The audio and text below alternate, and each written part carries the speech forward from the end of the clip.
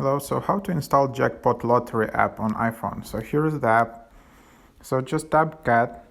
Uh, yeah, it's 122 megabytes, so you need to have that free space.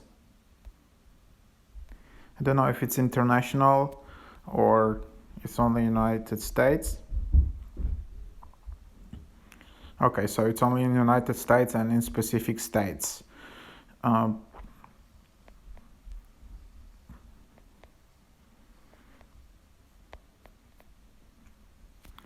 So you can just tap open.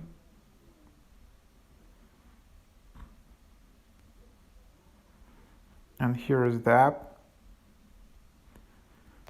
So you can purchase tickets, you can get the results and the prices, obviously.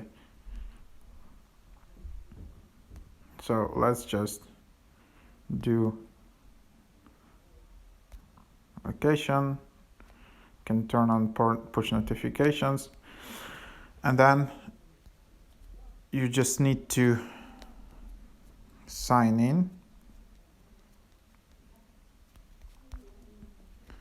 And yep, after that you will be able to log in. So that's how you install the app.